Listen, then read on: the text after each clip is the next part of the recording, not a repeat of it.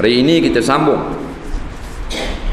atas tajuk Az-zinatul masyru'ah wa zinatul mamnu'ah. Saya pungut atau ringkaskan daripada kitab As-Sulukul Ijtima'i karangan Al-Fadil Syekh Hasan Ayyub rahimahullahu ta'ala. Perhiasan-perhiasan yang diharuskan oleh syarak dan perhiasan yang tidak dibenarkan oleh syarak. Jadi bila kita dengar, dapatlah kita jadikan sebagai sempadan.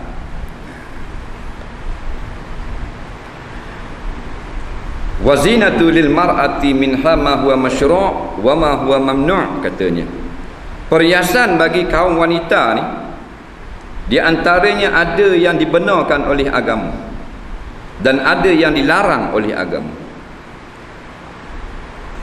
Dan memang pada segenap kelakuan hidup kita, dia ada benda yang dibenar dan ada benda yang tidak dibenarkan. Boleh kata pada segenap perbuatan kita, amalan kita, percakapan kita, dia mesti ada pantang larang, ada benda yang dibenarkan. Dalam apa jua lah, bukan saja perhiasan perempuan, bahkan segenap perkara. Sembahyang pun kalau lebih daripada yang disuruh, dilarang oleh agama. Padahal sembahyang itu tidak menggugat sesiapa. Tak ada orang jadi rosak kalau kita sembahyang lebih. Tak ada orang jadi terfitnah kalau kita sembahyang lebih. Tidak ada orang jadi punah nafsunya kerana kita sembahyang lebih. Tapi tidak dibenarkan jikalau perkara-perkara itu ada sakatan. Kita sembahyang subuh 4 rakaat, apa salahnya? Tidak memberi kerosakan sedikit pun pada orang lain, tak ganggu orang lain, tak rosak anak dara orang. Kalau kita sembahyang subuh 4 rakaat, jadi rosak tak. Tapi haram, dosa besar. Apatah lagi kalau larangan itu memberi kerosakan, memberi fitnah kepada orang lain. Hak tak ganggu orang kalau kita buat benda yang tidak dibenarkan. Nah, jadi haram, apatah lagi kalau benda yang tidak dibenarkan tetapi memberi mudarat kepada orang lain, seperti mendedahkan aurat dan sebagainya. Dia kata fal masyru' kullu ma yu'tabaru jamal lil mar'ati zinatan laha sawa'un kana siyaba aw huliya aw tiba aw takhattaba bil hina fil yadayn wal rijlain aw kahla aw karima lil wajhi aw sibghan lil sya'ri bil launin ghairil aswad aw kama qala. Maka perhiasan yang diharuskan bagi kaum perempuan yang dikira sebagai untuk mencantikkan perempuan adalah semua zina, iaitu perkara-perkara yang layak bagi kaum perempuan, sama ada perhiasan itu berupa pakaian. Pakaian merupakan satu perhiasan. Bukan semua perhiasan yang dilarang. Pakaian perkara yang dituntut syarak. Wasiyabaka fatahhir, kata Allah dalam Quran. Dan akan pakaian kamu maka bersihkan kita. Biar bersih. Ada kita biarlah kotor lah. Kotor tak apa, asal hati bersih, jangan main buah gitu. Nah, at-taharatu syatrul iman. Bersih itu sebahagian daripada iman. Jangan kata tak apa, asal hati bersih. Pakaian kotor tak apa. Kalau kotor kerana balik cedung tu lain. Dia kena dua-dua. Jadi makna innallaha la yanzuru ila suwarikum wala ila ajsamikum walakin yanzuru ila a'malikum wa qulubikum. Allah Ta'ala tidak saja memandang kepada zahir badan kamu, cantik pakaian dan sebagainya, tetapi juga memandang kepada hati kamu dan amalan-amalan kamu. Makna kedua-dua. Suatu hari Rasulullah SAW melihat akan Sayyidina Ali karamallahu wajhah melilit serban. Sayyidina Ali pakai serban. Dia pakai serban, dia kilah bibir kurang ni. Dak jangok lah, dak comel. Meneleh kali. Maka tegar Rasulullah SAW membetulkan serban Sayyidina Ali karamallahu wajhah. Kata ulama-ulama Islam menggalakkan siap jangok comel. Bukan haram pakai serban neleh. Maknanya biar comel siapa ditegur oleh Rasulullah. Padahal Sayyidina Ali menatu dia, sahabat dia, mana biar molek. Ni kau pakai kilas serban Allah. Macam tahu siapa serban. Dah lah hitam beletung, kotor dak basuh. Ini masalah mencerminkan kotornya umat Islam. Lainlah dia musafir tak ada rumah, mengembara di dalam hutan. Tak. Jangan jangan kita rasa kita pakaian kotor, kita pakaian tak molek, kita tasawuf. Tak. Bapa tasawuf adalah Rasulullah sallallahu alaihi wasallam. Nampak? Sangat menitik beratkan kebersihan. Nak bersih diri. Jangan anggap aku piah kotor pun aku ngaji kitab ikan.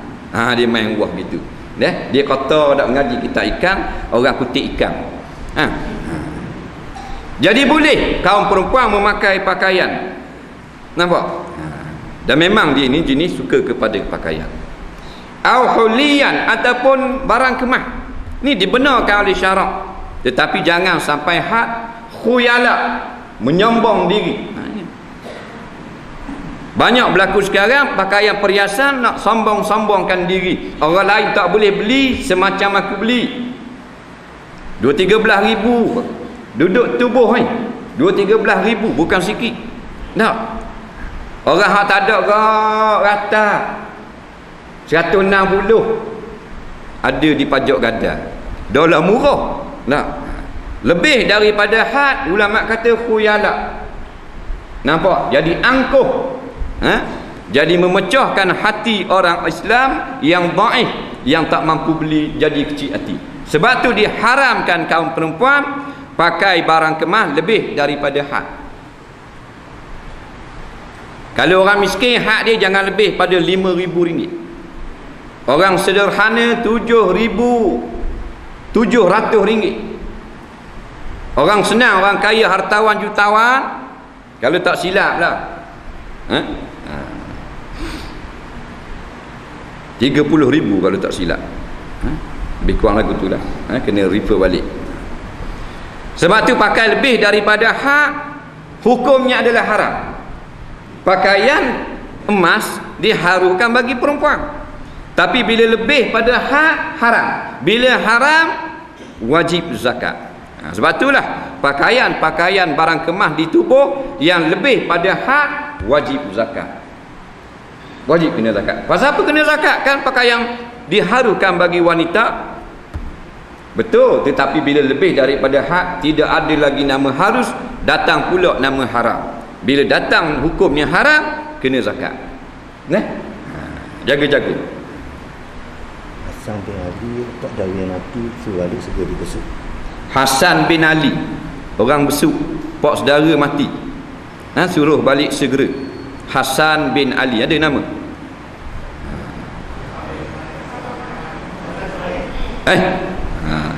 Satu hal juga. Hasan bin Ismail. Hasan bin Ismail ditolong balik segera ke besut. Pak saudara dia meninggal dunia. Seorang makcik tu dia buat rata, ni awak cerita lah. Dia buat rata sekilo. Sekilo buat rata. Bodoh.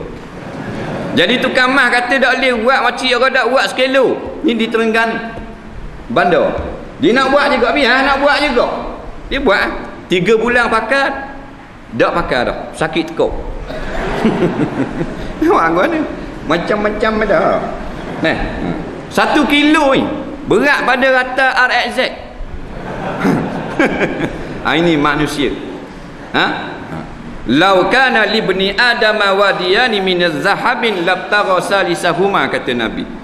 Jikalau diberi kepada manusia itu 2 lembah daripada emas, pasti dia akan nak yang ketiga. La yamla'u jawfahu illa turab au kama qala. Tidak akan kenyang manusia daripada dunia melainkan bila masuk tanah ke dalam mulut. Ya, ini masuk dalam lubang kubur, barulah tambur dah. Jadilah lagi hidup lagi nak. Barang kemah. Siapa sekilo? 3 bulan ni buat sungguh dah tukang mah, nasihat tukang mah. Kalau tukang mah lain dak khabar dah suruh buat sekelo, molek sekelo suku cik. Tapi yang niat juruh juga orang mengaji, dia nasihat. Dak boleh buat makcik sekilo berat orang tak buat. Biar anak buat juga. Ada juga orang lagu tu. Nampak? Firaun dak apa sekelo kata dia. 3 bulan pecat tak bakar. Berat nanah dah berat apa? Macam kata ikat gajah.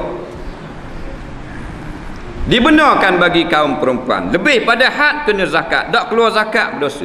Tapi kalau kita pakai banyak, kita buat pusing tak apa. Kita pakai tubuh 2,000 3,000 itu tubuh, kita buat pusingan. Kata kita ada 52 orang. Jadi setahun ada 52 minggu, seminggu seorang. Tukar pasang ilmu. Pah air mata, air hidung, pah hidung, air ingu. Tak ada apa-apa. Tak ada apa-apa. Pusingan aku tu. Dia hidup tubuh banyak, lebih pada 5,000, lebih pada 7,700 kena zakat. Tahun ni kena, tahun depan kena pula. Tahun ni kena dah lebih pada nisab, cukup haul, kena zakat. Tahun depan setahun cukup haul pula, kena pula zakat. Kerana hak orang miskin zakat, hak tubuh dia tu hak orang miskin. Memang orang lelaki tak suka barang-barang kemah ni. Perempuan dia memang dia berahi barang kemah, habis-habis basak pun Allah. Ada juga kata tengok hak welfare kan. Orang miskin dia mari minta lah bulan puasa, alik bandar tu ramai dia pergi rumah orang kaya-kaya, dia nak minta zakat. Tak, moci-moci lah. Biasanya perempuan. Rata 5-6 orang dah ni gelang tangan ni. Miskin-miskin 5 orang ada. Dia tak boleh. Dia macam nyawa kata. Barang kemah, orang puang. Tak.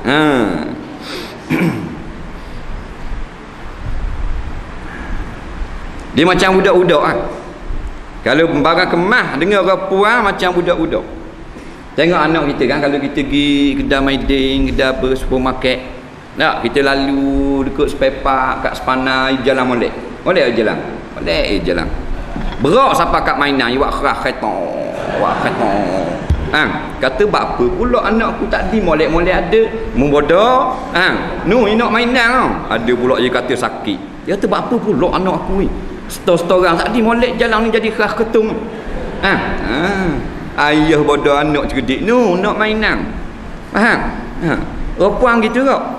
Tengok kita jalan 2 orang dia dengan bini kita kan. Lalu ke depan spare part. Kedai spare part, kedai gaji, kedai beras. Molek-molek ada jalan. Siapa kat kedai mah dia buat cabut selipar.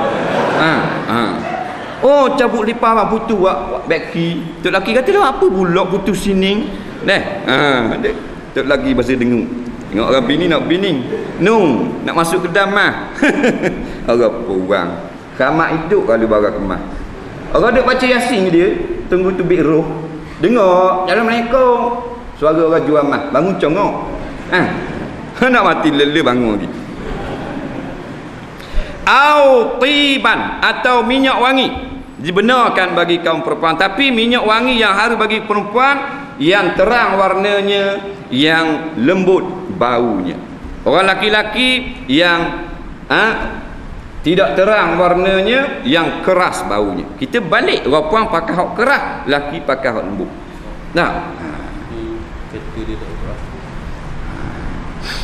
Rancangan tergedala sebentar. 3 kali kenali dah. CP4051 kereta ni tak tutup lampu. Kalau ada bateri spare tak apa. CP4051 tak tutup lampu.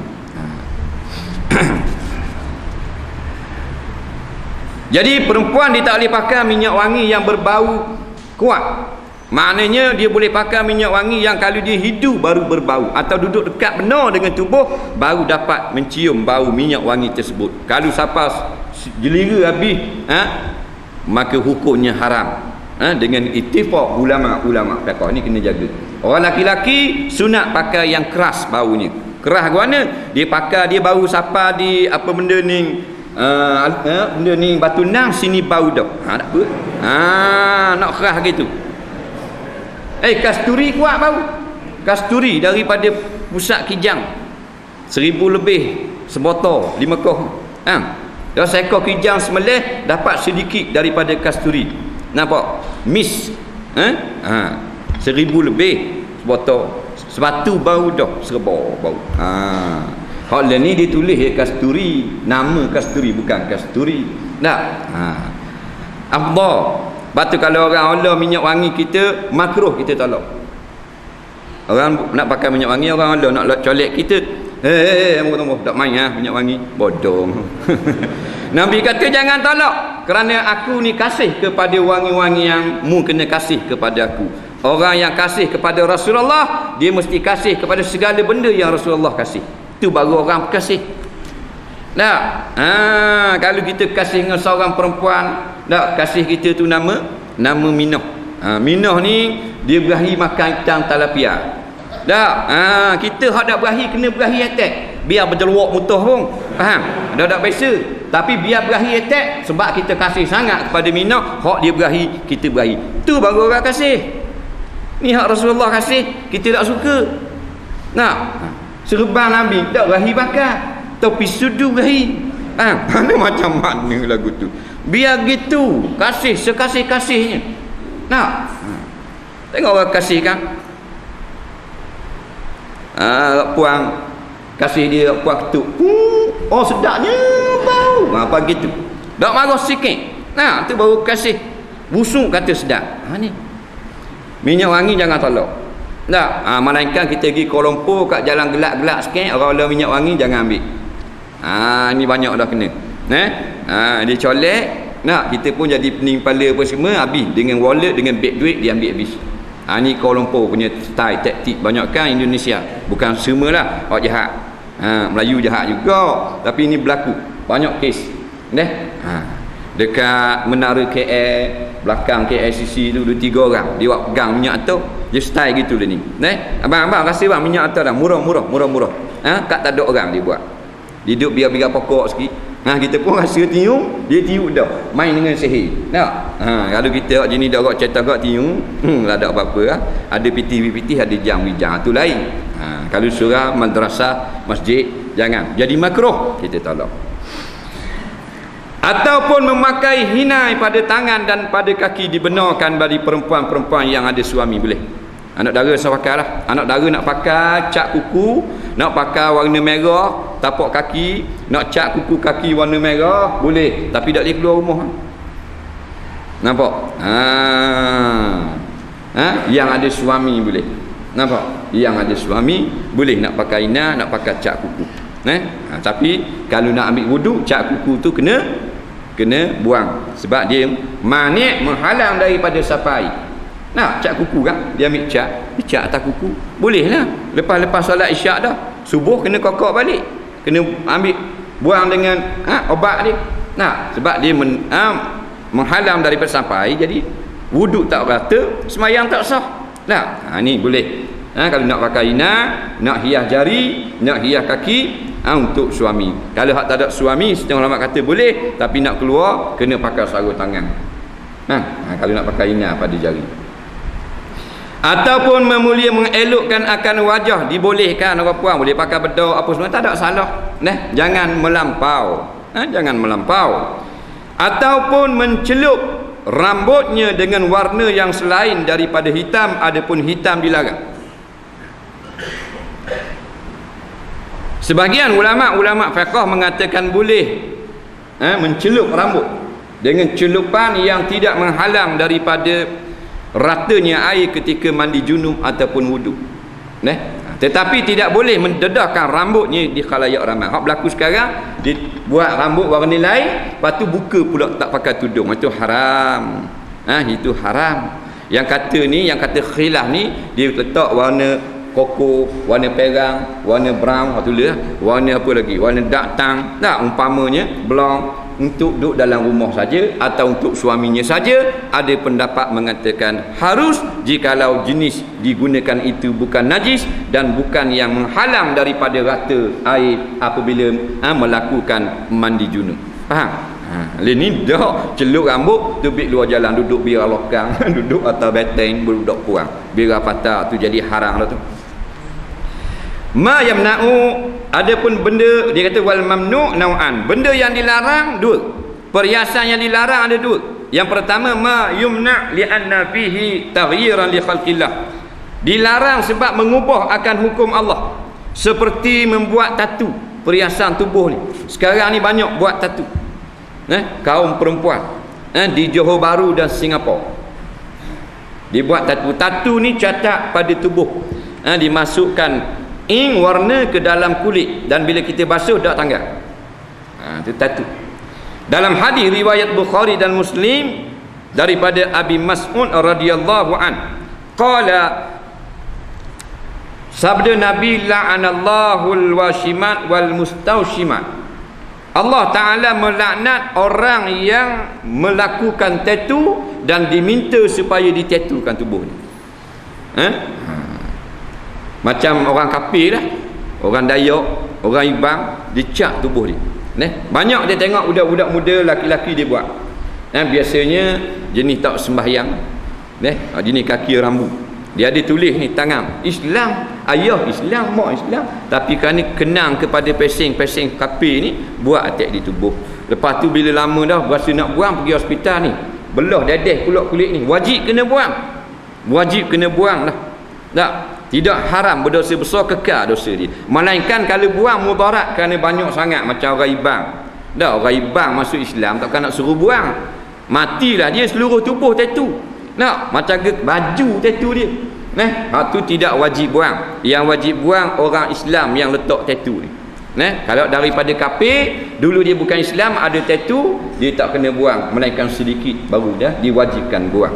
Sekarang berlaku balik, kaum budak-budak, gadis-gadis remaja di Singapura, di Johor Bahru melakukan tatu. Kerana tatu cara baru ni tidak sakit, tatu elektronik, dibuat di atas pusat-pusat membeli belah. Yang buat orang kafir yang tadah dada, tadah perut, tadah peha, gadis-gadis Melayu. Habis jadi murah habis. Tokeh hak buat, tukang buat tatu ni kafir, sembah berhala. Dia dapat duit, lepas tu dapat lihat pula, dapat jamah pula tubuh badan gadis-gadis anak orang Islam. Dan orang Islam pula dapat laknat daripada Allah, balasan daripada dia bayar kepada orang kafir ni buat tatu ke dia, dia dapat ada la'anallahul washimat wal mustawshimat, dapat laknat daripada Allah. Bodohnya orang Islam. Tak bodoh apa lagi. Mak kita bela daripada kecil, jaga aurat kita besar, buka pusat, buka peha, buka apa, buka punggung, buka dada supaya ditatu, dilokis tubuhnya. Tukang lokis serema kafir. Kalau tengok di Singapura yang buat gadis-gadis Melayu umur 16 tahun 17 tahun, atas ni, atas dada, di perut dibuat. Pasal dulu sakit tak berani buat budak-budak puang, sekarang tak sakit. Guna laser, guna apa. Ini berat menanang ni. Dia kira mengubah akan hukum Allah, letak tanda pada tubuh. Tak usah pada tubuh, pada pakaian kita kalau kita letak tanda tidak dibenarkan. Seperti kita letak tanda ketika berlaku kematian, hukumnya adalah haram. Haram. Bila mati, orang Cina kafir lah, orang Buddha, bila mati dia letak macam gerbata warna hitam, kain, dia letak kat mana? Dia letak atas kepala baru dia tak? Dia letak kat baju dia. Kalau ada gitu, dia buat ngeping je, tanda kain hitam. Mak dia mampu nak berkabung. Dia berkabung. Orang Islam tak boleh buat lagu tu, dilarang. Ini ada tradisi jahiliah, jangan ikut kafir. Tapi ramai juga orang Islam yang buat. Ustaz pun buat juga. Ada ustaz buat, bila berlaku kematian dia letak tanda. Tanda di mana? Tanda kain putih pada songkok. Hukumnya dilarang oleh ulama-ulama. Tak boleh kematian berkabung letak tanda di songkok. Tadi tengok tak, bila berlaku kematian orang-orang besar, tak, dia letak tanda di sokok. Ulama pesan lama dah, tak boleh. Bukan cara lagu tu kita berduka cita dengan sebab pemimpin kita mati, tak boleh. Letak tanda tu pun tak boleh. Tapi ni berlaku, ustaz pun letak juga. Ni yang berlaku. Tak dia tengok, ada tak? 40 hari kena pakai tanda, haram. Bukan saya fatwa, ulama-ulama yang muktabar. Antaranya kitab Fatwa Syar'iyah yang difatwakan oleh Syekh Atiyah Saqar, Mufti besar Al-Azhar sekarang. Nampak?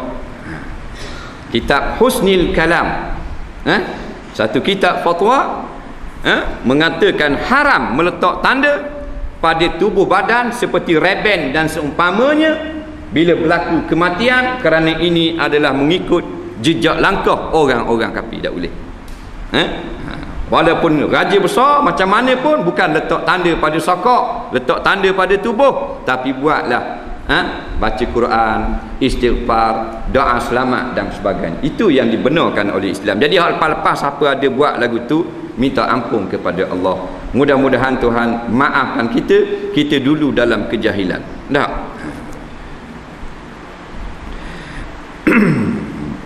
Baju-baju kena tengok pakai. Tadi kita nak mari sini budak, seorang budak dia pakai baju baju bola, baju satu pasukan bola daripada England, Liverpool. Depan ditulis Carlsberg. Carlsberg ni adalah khamar, haram.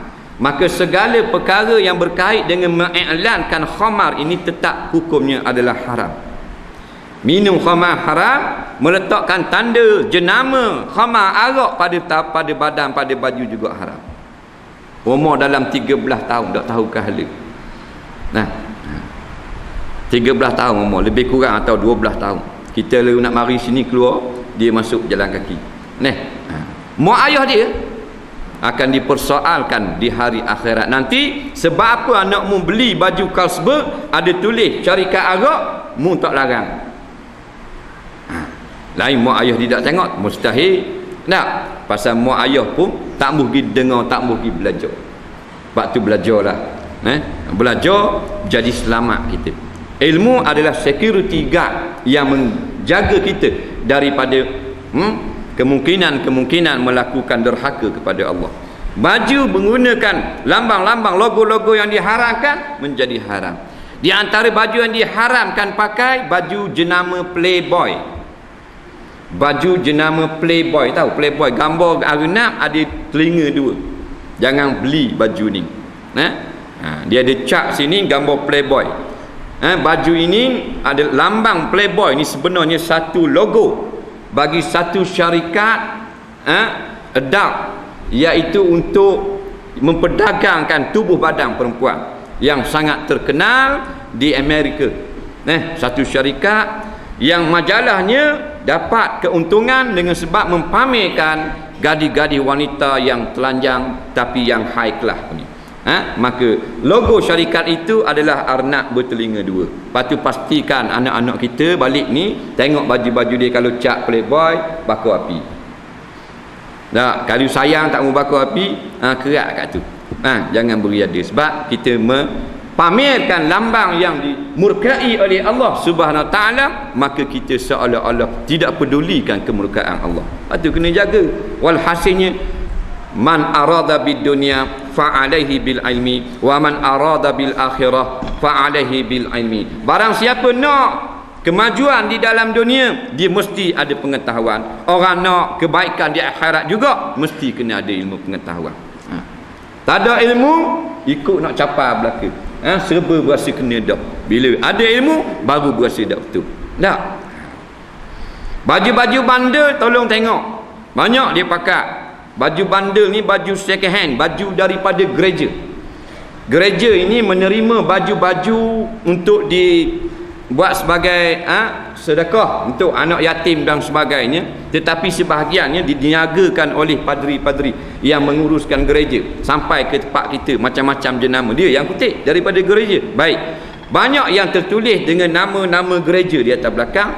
Anak-anak Melayu kita pakai kerana mereka tak reti baca bahasa Inggeris. Persatuan gereja, kalau church dia makna gereja, apa pergi pakai pula atas belakang. Nampak? Ada yang pakai baju pergi semayang, terawih tulis belakang gay club. Gay club, tahu gay club? Ini persatuan orang-orang yang belakang taruk, yang suka liwat. Na'udzubillah. Gay club. Club ni maknanya satu persatuan. Gay maknanya kaum lut yang suka melakukan liwat. dia pakai baju tu pergi solat tarawih. Dia beli mungkin kat Bandan, dekat jualan baju second hand. Tu kena perhati. Tak, ini masalah benda-benda lagi ni, remeh-temeh je. Tetapi benda ini mengundang kecelakaan pada akhir hari kita. Kalau kita dah ambil berat, kita kata jadi guana, bukan dia gay, pakai saja je. Main wah gitu kan, pakai saja je tak mau. Pakai saja je, tak jadi apa pun, tak jadi pelah pun lah. Dah mu cerdik sangat, kok pandai lah. Ada jenama yang kita tak boleh pakai dengan sebab menghina Islam, seperti Nike, Nike. Satu syarikat yang terang-terang menghina Islam. Ada beberapa jenis kasut dan beg baru jenama Nike ni, Nike atau Nike ini, dia meletakkan ayat Quran di tapak kasut, daripada kilang dia buat. Jadi jelas syarikat ini nak menghina Islam, maka orang Islam haram memberi sokongan dengan membeli produk tersebut. Ni cuma beri maklumat, tamu pakai suku kira. Cuma tolong khabar. Di antaranya haram kita beli ataupun kita bersekongkol dengan dia, iaitu kerana mereka ini jelas memusuhi Islam, seperti syarikat Coca-Cola. Coca-Cola telah difatwakan hampir 27 buah negara Islam haram umat Islam beli, kerana Coca-Cola menyumbangkan 8% daripada sehari keuntungannya kepada Israel untuk membeli peluru, untuk menembak pejuang-pejuang Palestin. Daripada satu botol Coca-Cola harga RM1.50, berapa sen lah, mungkin 2 botol Coca-Cola, 1 peluru untuk membunuh seorang Palestin. Nampak? Sebab tu iklan Coca-Cola di Amerika dan di Israel, dia ditulis situ, drink Coca-Cola, support Israel Army. Kemudian diletak gambar Masjidil Aqsa, bumbungnya itu ditulis Coca-Cola. Tapi umat Islam masih minum, kedai-kedai umat Islam masih lagi menjual Coca-Cola, walaupun berkebuk dah, kita royak, kita apa, masih berdegil juga. Tidak ada perasaan sensitif langsung dalam hati, tak ada. Kalau syarikat lain mungkin tidak secara langsung menyumbang kepada Israel, tapi Coca-Cola secara direct, nampak? Secara direct memberi sokongan wang ringgit kepada tentera Yahudi untuk menawan Baitul Maqdis. Satu lagi iklan Coca-Cola ditunjuk gambar semayang berjemaah tu, imam dan makmum semua pakai serban Coca-Cola. Dia hina umat Islam. Pasal umat Islam memang bodoh. Walau dia hina lagu ni pun, umat Islam rata-rata kampung minum dan jual Coca-Cola. Walaupun orang khabar dah nak jual juga. Dia sehabis-habis bodoh daripada binatang.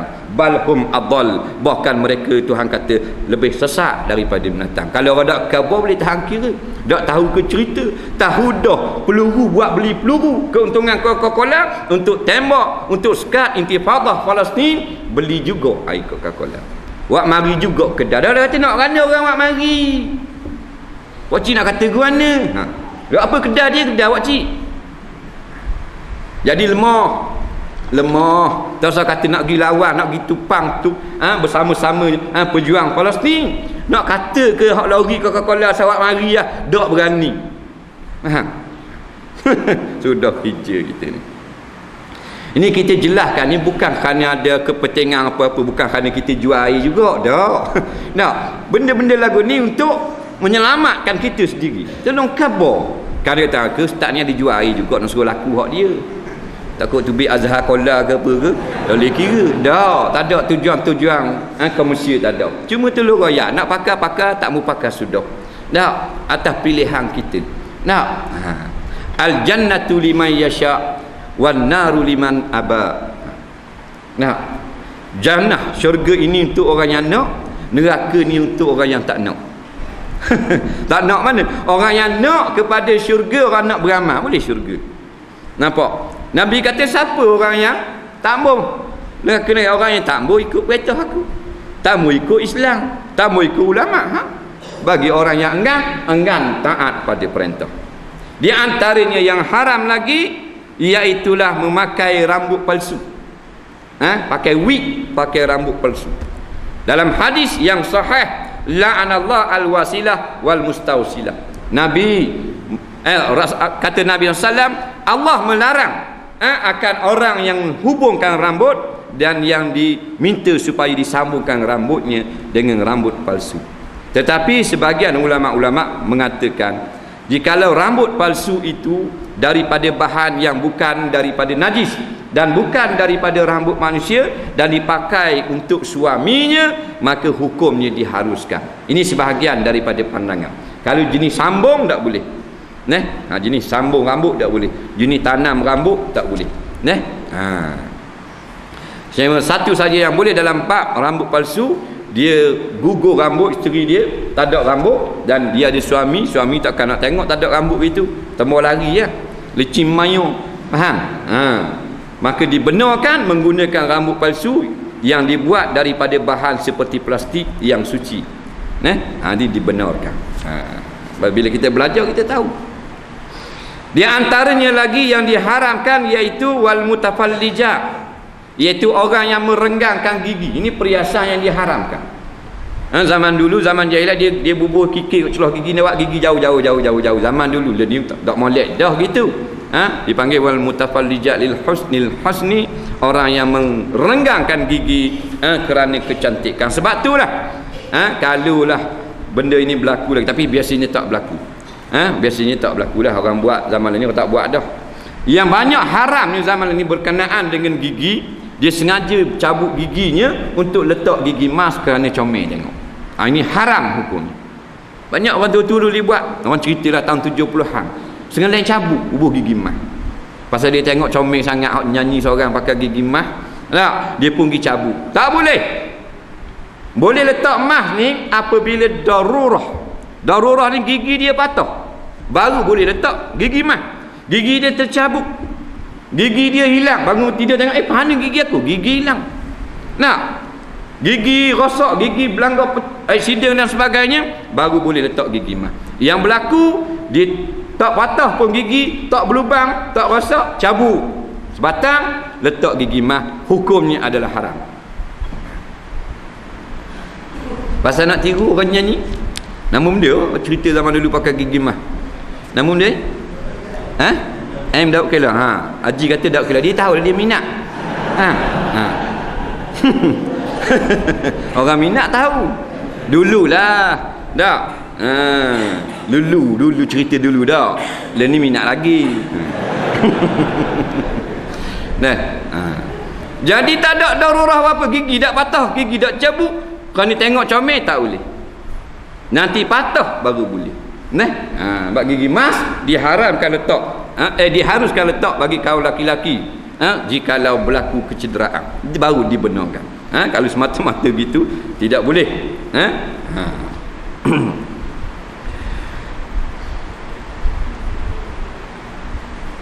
Yang keduanya, an tatazayyana liman yahrumu 'alaiha an yura zinatuha, iaitu dia berhias bagi orang yang haram melihat akan perhiasannya. Dia ini boleh dah berhias, tetapi dia tunjuk kepada orang yang haram lihat, maka haram pula perbuatan perempuan tersebut. Tak boleh. Dia ada orang-orang yang tertentu saja yang boleh melihat kecantikan seorang perempuan Islam. Dia bukan bebas sebebas-bebasnya. Nampak? Sebab tu dalam Islam dia ada hukum ajnabi, dia ada hukum hilal, ada hukum mahramiyah dan sebagainya. Ini semua ni bukan saja-saja sebagai sakatan, sebagai perenggang di dalam masalah melihat kecantikan aurat dan sebagainya. Bukan pakai ikut sel lagu tu. Tu belajar. Bila belajar, maka biasanya kenalah perbuatan kita. Kalau dan kita belajar bohong boleh pahala. Tu kata kelebihan belajar. Kelebihan hadir ke majlis-majlis kuliah. Kelebihan ada ilmu banyak. Kalau dah ada ilmu, bohong dusta boleh pahala. Ada tak bohong boleh pahala? Ada. Bohong boleh pahala.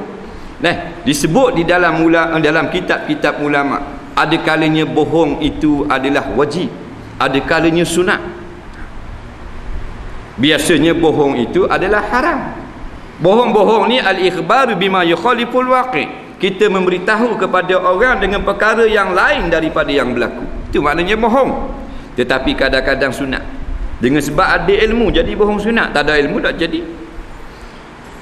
Dengan sebab bohong dia dapat pahala wajib. Kerana bohong ketika itu jadi wajib. Nak askar Jepun mari. Nak askar Jepun ni ditanya kambing siapa? Kalau kita kata kambing kita tak ambil. Tapi kalau kita kata tak tahu kambing siapa, Jepun pun ambil makan pok-pok dia. Askar Jepun zaman dulu orang cerita. Betul wajib lah. Betul. Jadi wajib kalau kita tahu kambing ni hak orang Islam, wajib kita mengaku kambing kita. Sebab bila kita kata kambing kita, dia tak akan ambil, tak rapah, tak hilang satu harta milik orang Islam. Maka kata ulama berbohong ketika itu adalah wajib. Faham ke? Itu bohong wajib. Dia kata ni awak ni perempuan ini awak suami dia ke? Kalau kita kata bukan suami kita, dia ambil awak lagi.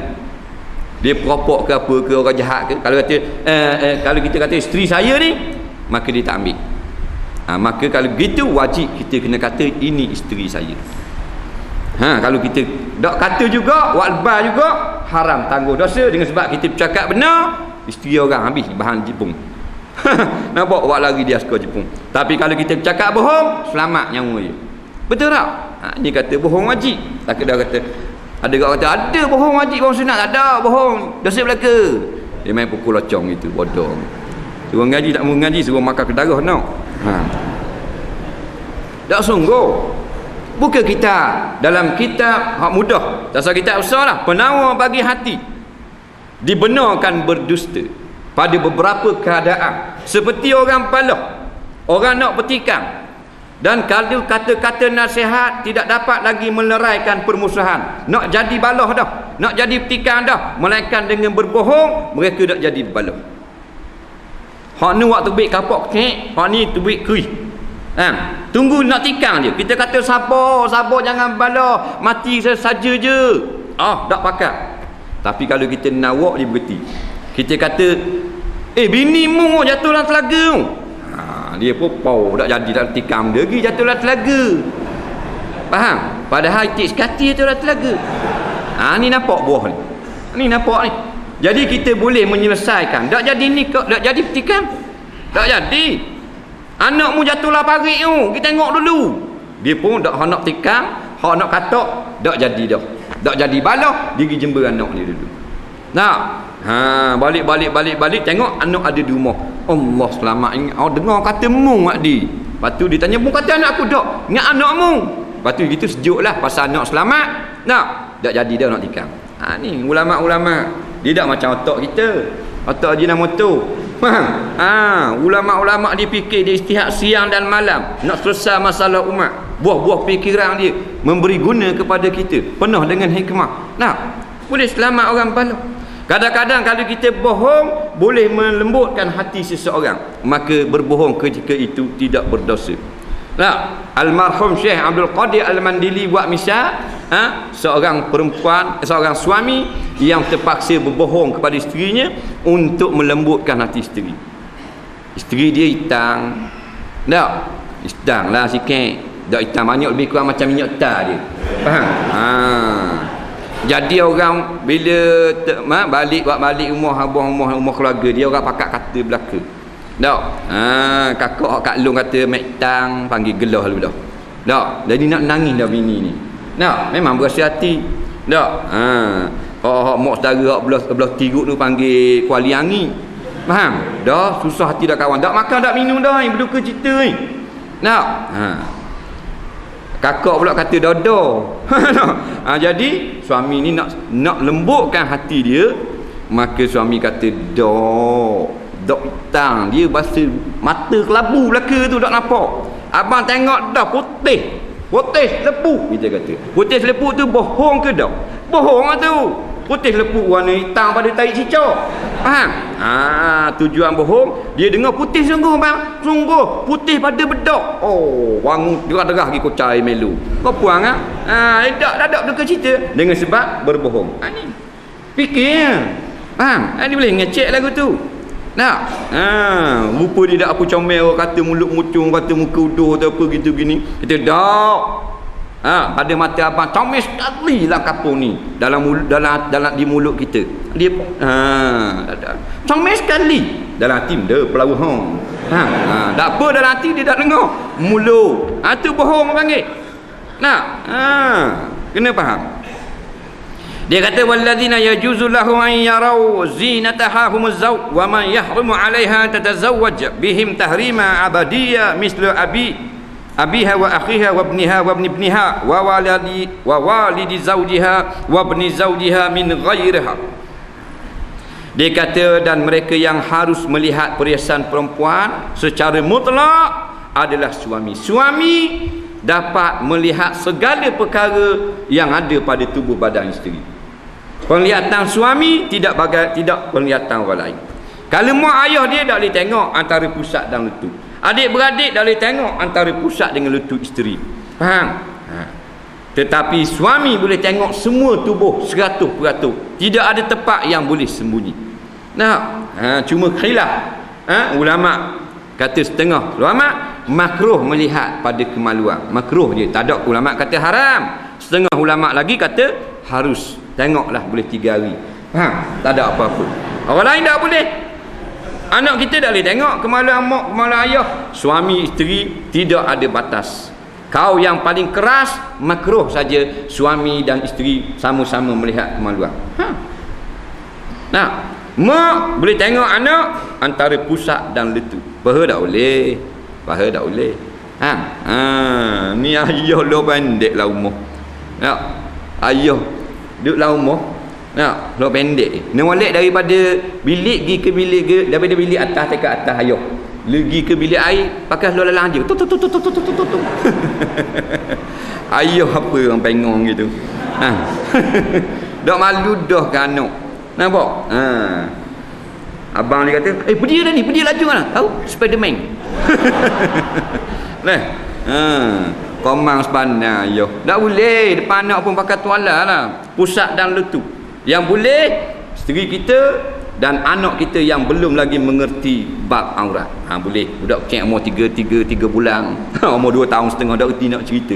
Tak? Dan mereka yang haram berkahwin dengannya juga seperti bapa. Bapak boleh tengok perempuan, isteri kita boleh tengok, ayah dia boleh tengok pakai lawa, pakai apa, pakai makeup boleh tengok. Saudara adik-beradik boleh. Aurat tadi tak boleh lah antara pusat dan lutut. Anak laki-laki boleh, cucu laki-laki boleh. Bapak bagi suami kita boleh tengok isteri kita. Boleh tengok bau, boleh tengok tangan, boleh tengok rambut. Tak? Bapak apa? Bapak mertua. Bapak mertua, kita kahwin dengan seorang perempuan. Ayah kita adalah bapak mertua dia. Walaupun kita ceraikan isteri kita dengan talak 3, bapak kita ni tetap menjadi mertua dia sampai kiamat. Tak batal air semayang, haram nikah selama-lama. Faham baik? Kita cerai talak 3 dah. Tak batal air semayang dengan ayah kita. Dengan kita batal. Itu pelik orang Melayu. Bila dia cerai dengan anak, dia putus hubungan dengan ayah dia. Padahal ayah mertua dia haram sampai kiamat. Mak mertua dia boleh jabat tangan sampai kiamat tak batal semayang. Dia tak ada berulang dah. Tidak ada dah silaturahim. Cerai dengan anak boleh, cerai dengan isteri boleh, cerai dengan mertua tidak dibenarkan sama sekali. Pasal tidak putus hubungan. Tak? Ramai tak faham.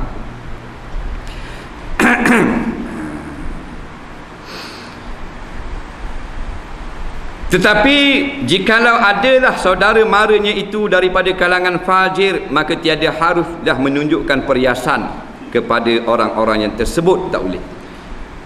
Adik-beradik boleh, tapi adik-beradik yang jahat, yang fasik. Kita perempuan, abang kita fasik, minum arak, berjudi, tak, jenis tak taat kepada Allah, tak boleh tengok kecantikan kita. Siapa gitu Islam? Tak, ni tak ada kena-mengena duduk tepi jalan. Tak.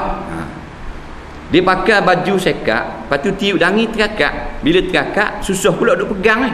Pegang. Jadi ujung motosikal. Dia pegang sebelah.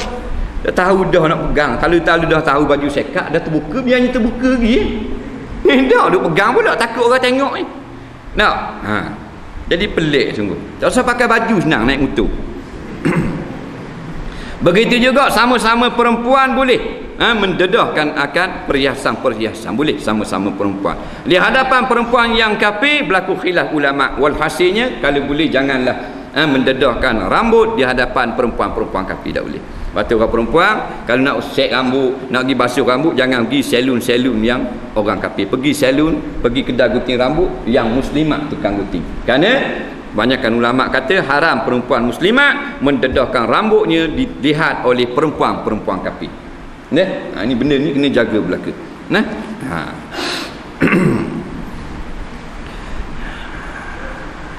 Sebab itulah maknanya kita hadir saja pada majlis kuliah ni, hadir saja.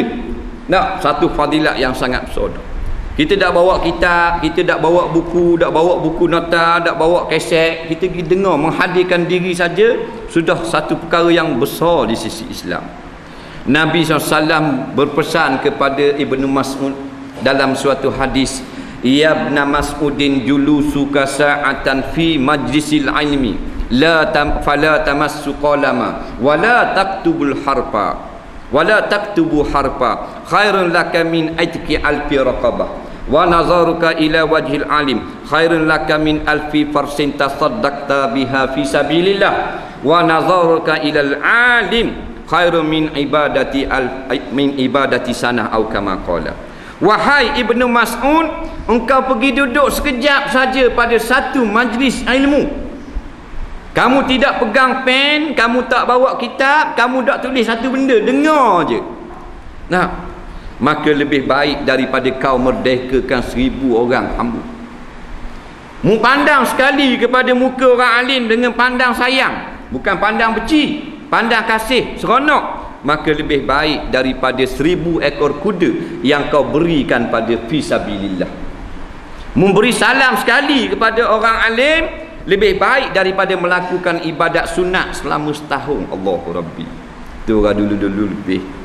Daripada ulu kalau berang ni mudik ke hilir nak ngaji dengan Tok Kupalo. Ulu kalau berang nak ngaji dengan Tok Kupalo, dengan dengan di drama Limbung. 2 hari 2 malam ni orang cerita. Nah, ni susung dekat rumah, susung hidung. Nah, kena molek tak payah start enjin kereta. Cuma rumah dia tu tinggi sikit, lepas handbrake kau stang sampai seralu. Tak payah start anak kucing. Dak pergi juga. Awak gua ni tak ada bagi yang inna syaqiyya la syaqiyya fil azal. Sesungguhnya orang ini telah celaka daripada azali lagi. Daripada azali lagi tulis dah orang ni celaka, sia majar, tidak ada guna. Na'udzubillah. Minta berlindung kita anak cucu daripada masuk golongan inna syaqiyya la syaqiyya fil azal. Celaka daripada azali.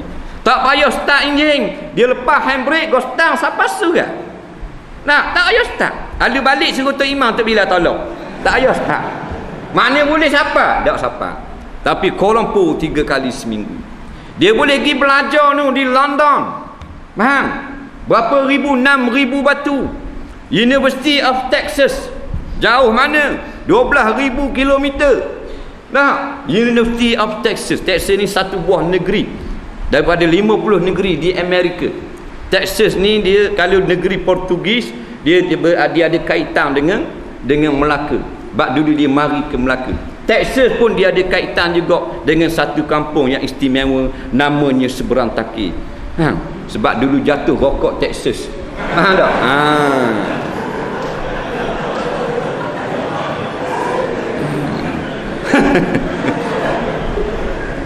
Tak kenal orang boleh rokok Texas.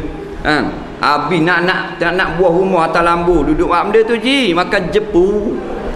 Jepu udang Melaka. Petang tu kita lalu, habis semua rumah jepu udang. Lepas makan jepu isap rokok Texas. Dia boleh pergi ribu-ribu kilometer. Jauh mana dia boleh pergi belajar. Universiti di Kanada, universiti di New Zealand, universiti di Jepun, tapi dia tak boleh hadir di masjid di surau rumah Allah dekat dengan rumah dia. Tak boleh.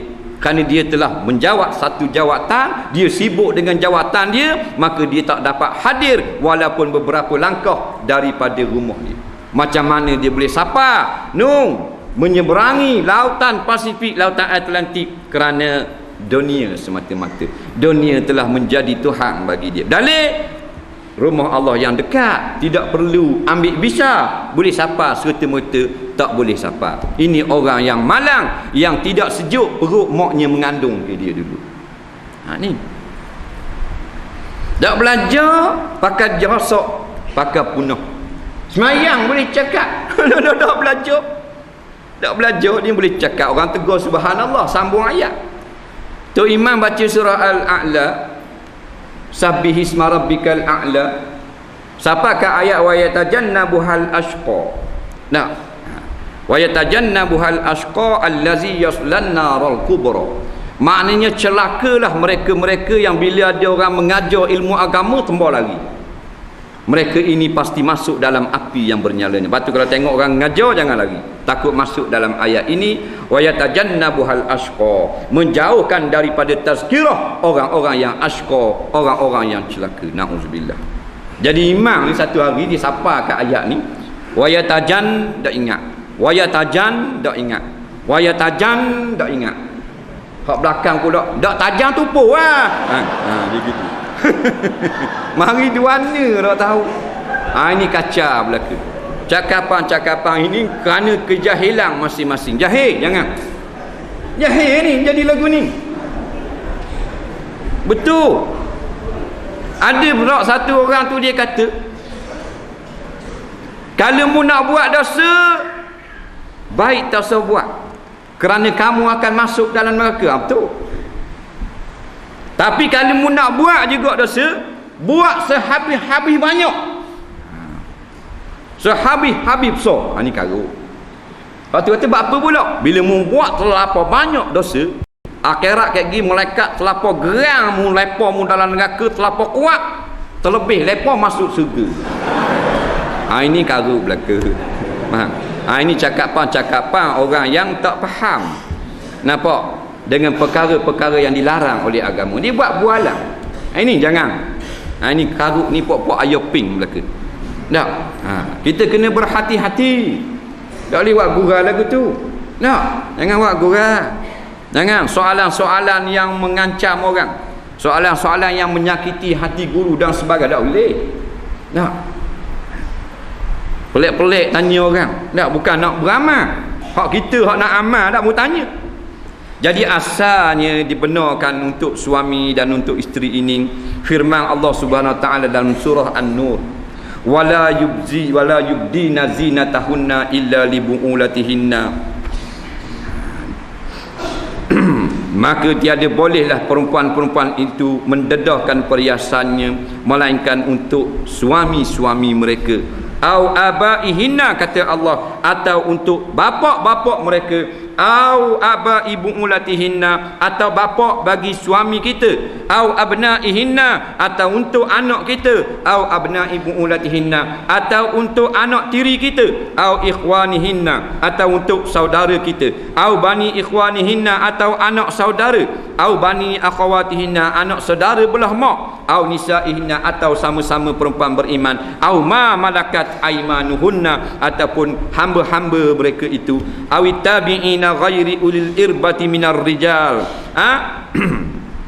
ataupun kaum laki-laki yang tak dapat tidak sentiasa pergi mari di dalam rumah. Ini dalam rumah ada sedikit kelonggaran.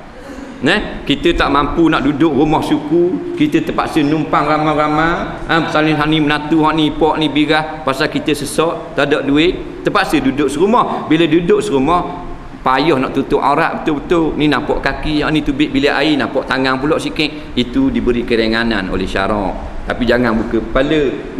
Ni diberi kelonggaran. Pernah laki-laki yang berginari di dalam rumah kita. Tak, kita nak elok tak boleh. Nak beli rumah sendiri, rumah mahal. Tak? Tak boleh nak sewa, 3 kali sewa dah, tak bayar belaka. Faham? Pasal numpang rumah tok tua. Tak? Dah, tok tua menatu 13 orang. Ramai. Tak? Ni masuk bilik ayah, ni tubik. Ni masuk bilik ni tubik, ni masuk. Ni masuk dak tubik-tubik, macam-macam pasal ada. Tak? Jadi hak ni keluar nampak tangan. Ni nak mandi nampak birah. Ni nampak ipo. Tu nampak situ, nampak kaki, nampak lebih kurang, dimaafkan oleh syarak. Kerana payah kita nak elok duduk dalam rumah. awitif lil ladzina lam yazharu ala auratin nisa, ataupun budak-budak kecil lagi yang tak pandai nak tengok aurat perempuan. Tak apa, budak umur 2 tahun, budak umur 3 tahun, dak reti nak cerita lagi. Tak reti cerita 4 5 tahun dak boleh tunjuklah aurat ke dia. Tak nyegi cerita. Nah, ini ayat Quran. Kalau kita tak ikut ayat Quran, tak ada apa-apa. Sekarang ini nampaknya meninggal beramal dengan ajaran Al-Quran, meninggal dengan beramal dengan ajaran hadis, duk ikut Yahudi Nasara, duk ikut ahli kitab, mendedahkan aurat, macam-macam pergaulan tanpa batas, mukhalatah. Tidak ada apa dia ni, sekatan-sekatan, bebas, terlampau bebas seperti orang-orang di barat yang tidak ada agama, yang tidak berpegang dengan nas daripada Al-Quran dan hadis. Ini yang berlaku. Padahal Quran orang ngajar pagi petang siang malam tafsir. Orang ngajar hadis pun habis surat orang ngajar hadis. Makin banyak pelanggaran hukum Allah. Nampaknya ke arah nak mengikut akan orang-orang yang kafir daripada ahli kitab. Allah Ta'ala sebut lama dah di dalam Al-Quran, ya ayyuhallazina amanu in tuti'u fariqam minal ladzina utul kitab yaruddukum ba'da imanikum kafirin. Hei orang-orang yang beriman, jika kamu ikut sebahagian daripada orang-orang yang kami beri kitab, iaitu daripada Yahudi dan Nasara, kalau mu ikut jejak langkah mereka ini, pasti akan mengembalikan kamu ke belakang menjadi kufur, menjadi sesat semula. Fa kaifa takfuruna wa antum tutla alaikum ayatullah. Macam mana kamu boleh jadi sesat, wahai orang yang beriman, wahai anak-anak orang Melayu, padahal dibacakan kepada kamu ayat-ayat Quran siang dan malam, dalam TV, dalam surat khabar, dalam kitab, ngajar, tazkirah, ceramah, macam-macam orang ngajar. Macam mana boleh jadi sesat juga? Wa fiikum rasuluh, ada nabi di kalangan kamu, iaitu hadis bertebaran di kalangan kamu, macam-macam hadis ada larang dan suruh. Macam mana masih menjadi sesat juga? Jangan ikut, kerana ikut meninggalkan dua perkara ini, menjadi sesat. Nah, belajar dia menjadi baik kepada kita, bukan menjadi kurang kepada kita. Menjadi kau baik. Makin banyak, makin tawaduk. Makin banyak, makin mungkin kita kepada keselamatan. Harta susah. Ilmu banyak, kita tak payah buat peti besi. Buat benda je, peti besi besar kan. Nak ubuh ilmu kita dah, kita habis dah mengaji tajwid. Nak ubuh latu lah ilmu kita. Bodoh punya haji. Tak payah ubuh lah peti, duduk dalam dada. Al-ilmu fis sudur. Ilmu duduk dalam dada. Harta dah duduk dalam dada. Kena duduk dalam peti besi, dalam laci, dalam rumah, dalam bank, bawah tikar, dalam payang. Membahaya ke kita. Nah, lagi banyak harta, lagi mudah kita mendapat bahaya. Tengok, hak kena tendang tengah jalan, budak puan, orang puan pasal pakat gelang, inak gelang. Hak kena tikang di kemamang, habis tikang kodok mati, sombak muka dalam lubang jambang, ambil habis gelang. Kerana nak harta. Nah, ada ustazah kena tikang pasal orang tu hak tikang tu nak ambil ilmu dia dalam dada. Ada. Rumah orang kaya naik orang curi. Rumah orang banyak ilmu tapi tak kaya, tak naik orang curi. Tikak pun tak tutup. Pergi Kuala Lumpur 3 hari, pintu depan tak tutup. Balik tengok kambing duk cakati. Tak ada apa-apa. Dah siapa nak naik rumah dia? Ada kitab orang curi dia jalan-jalan tengok pintu terbuka tak tutup. Pukul 3 pagi. Rumah ni tak tutup, kita naik rumah ni. Hei, mu bodoh. Bukan orang kaya, tak ada pintu skepeng. Kita ada, kita arak muti, kita arak. Bodoh dia naik. Dah kata capat cari pasar, naik. Tak naik. Daya kunci rumah. Kalau kita tak ada harta, tak sungguh. Yang kita kunci buat gerai buat apa? Pasal ada binti. Ada binti memang kena buat gerai, kena buat kunci, kena buat apa. Dinding tikak ni kena bersih, tidak orang ambil harta kita. Itu yang mati sekeluarga dah nak keluar. Terbakar. Dah pintu 3 lapis. Kalau sepintu dah nak buka, kalau terbakar boleh buka. Api dengan kuat nak cocok buat ni. Dah kalau 3 lapis. Jadi KFC tuan rumah. Mana? Jadi ayam panggang terus. Pasal harta. Belajar jadi baik kepada kita. Tegur imam tadi, janganlah tegur lagu tu. Tegurlah dengan subhanallah. Kalau kesalah, kalau tak ayat tu tak putus, kita tolong sambung terus pergi kepada ayat.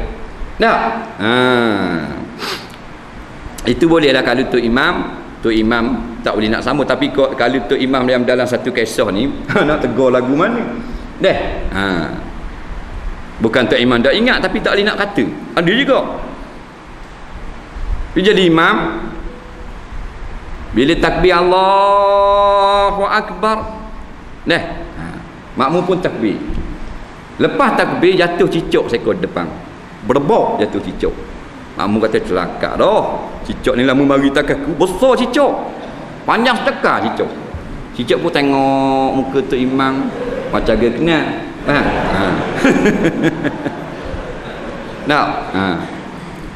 Cicak binawir ni lepas pada rokok hilang. Masih akak kepala tengok tak ada cicak. Giduan ni bila tak ada tu makmum kacau dah, mata dia makmum hitam. Jadi cicak ni tengok kot lah sembahyang. Rakaat kedua baca Fatihah. Baca Fatihah, doa sapa maliki yaumiddin. Lepas tu nak kata ihdinas siratal mustaqim tak boleh. Bunyi. Faham? Orang ni pun sambut belakang. Ihdinas sirat. Ihdinas sirat. Tak juga ihdinas siratal mustaqim. Cicak bunyi. Ni tu imam. Dia masuk dalam kain cicak. Jangan. Masuklah dalam kain makmum. Faham? Dia masuk dalam kain tu imam. Seluruh dalam tak pakai. Ni kacang. Lala berhenti tu imam. Ni berlaku di Indonesia. Dia keluar, dia berjalan ke tepi tu. Cicak. Keluar dalam tak pakai. Makmum batas kema. Dia suka ke dia. Ni kacang ni. Dia ingat ke lekat ihdinya, cicak tu bi. Macam-macam ada. Wallah subhanahu wa ta'ala a'lam. Kita cuba jawab soalan ni sikit.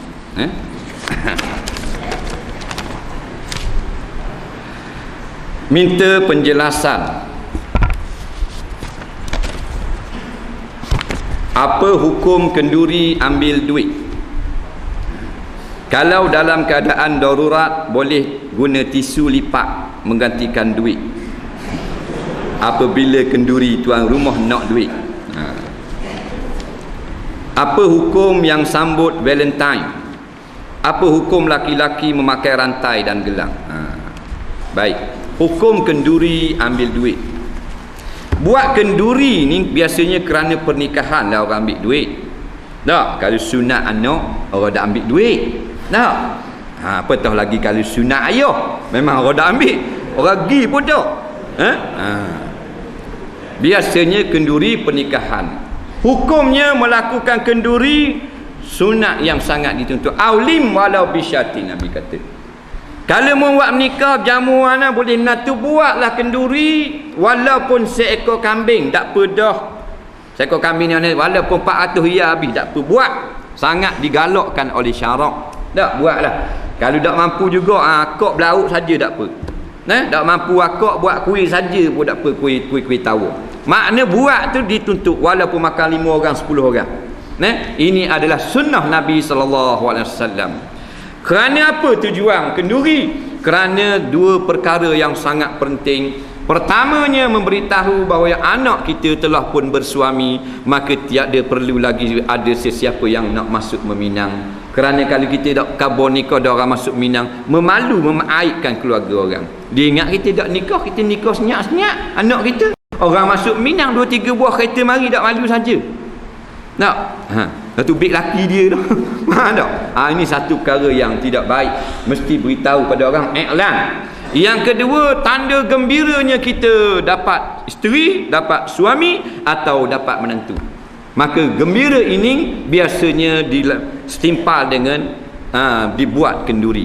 Bak orang tak buat, kalau berduka cita orang tak buat kenduri. Tak? Apa kenduri ni?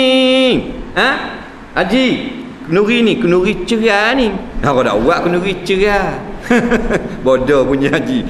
Kenduri kerana pernikahan tanda gembira, maka gembiranya kita beri makan kepada orang lillahi rabbil alamin. Bila lillahi rabbil alamin, tidak boleh ada dalam hati kita nak duit orang. Tapi kita tak tahu nak duit orang, melainkan dengan beberapa alamat. Jikalau alamat itu timbul, kita kenal. Umpamanya tuan rumah dia pakat, dia bincang buat kira dengan tukang sembelih, dengan tukang masak. Kalau daging spiko tu banyak ni. Tu pecah lubang dah. Tu memang confirm memang tidak ikhlas dah. Kalau daging speaker untung banyak mana? Ni kira nak makan untung dah. Kalau tambah speaker lagi untung banyak mana? Ni memang jenis nak cari pitih orang. Faham? Tapi kalau kita pergi kenduri dia terima duit, jangan kita kata dia tak ikhlas. Belum tentu. Sebab dalam Islam ini menganjurkan memberi hadiah. Dan tidak syarat hadiah ini bila berlaku sesuatu majlis. Dalam keadaan tidak ada majlis, sunat kita beri hadiah pada orang. Tak? Tahabu dalam hadis, sentiasalah kamu saling memberi hadiah, maka kamu akan berkasih sayang. Nabi tak kata di mana-mana. Tak? Maka di antaranya kita beri hadiah kepada tuan rumah yang menjamukan kita. Hukumnya adalah harus dan termasuk perkara sunnah juga, ataupun sunat kerana perintah dalam hadis yang umum. Nah, maka kita beri duit ke dia sebagai hadiah. Zaman dulu dia macam-macam hadiah. Orang dulu tak beri duit. Zaman bawah merah itu, hak ada naka kerak naka, tak? Hak ada pisang buat pergi pisang. Zaman ni mudah, duit belaka duduk lah kocek, pakai beri duit lah. Jadi duit sebagai hadiah saja untuk mengeratkan lagi kasih sayang dan sebagainya. Jadi tuan rumah yang terima duit, jangan kita mulut celupa kata dia nak duit. Yang nak duit awak tadi, awak kira sudah daripada awal nak cari untung. Hak tu baru garanti memang nak cari untung. Tapi kalau dia tak, dia ikhlas, orang beri duit, tak mau ambil tak apa, nak ambil pun tak apa. Inilah tok-tok guru kita duk royak ramai-ramai mana pun, begitulah hukumnya. Jangan kita. Tapi kalau hak nampak nak duit, hak memang garanti nak duit, kalau kita tak beri, memang dia marah, maka kita terpaksalah melalui sebagaimana darurah tadi. Kalau kita tak beri, memang dia tengok lebih kurang dia upak kita, nak guna kita darurah, pinjam dengan orang piti, pinjam 2 riyal. Nak guna, aku ingat ada 2 riyal tadi, padahal aku mandi bini aku bahang lah kocek, aku mari makan puluk, tak 2 riyal licin, nak pinjam dengan orang. Tak ada arah juga, tuan rumah tak lari duduk tepi pintu pagar ni cekik pinggang, faham tak? 5 kocek baju ni. Sekali bakal haji panas bayar menikah anak 5 kocek. Jadi gitu. Dah nak lari ke mana? Terpaksa lipat tisu. Tapi jangan tunjuk ke dia. Tapi kalau dia tak marah, tak apalah, salam saja. Kalau tahu dia marah, barulah boleh lipat tisu. Nah, kalau kita tak tahu marah ke tak boleh lipat tisu. Nah, maka salam sajalah. Bila marah gak, lain kali baru terpaksa lipat tisu. Ni memang tak ada sungguh, terpaksa buh kertas. Tapi bila nak buh kertas saja, jangan salam kita seorang, kena ating masa ramai. Masa 2 orang salam, dia tak nak bola kocek, kita pun hak 3 tisu, sekali dengan piti, tak tahu kat mana seorang. Kalau kita seorang aja, dia belum bola kocek, dia cerit, tisu datang ni. Jadi susah kita pula dah. Jadi jatuh kes pula, boleh balah habis anak beranak, rosak pula kita.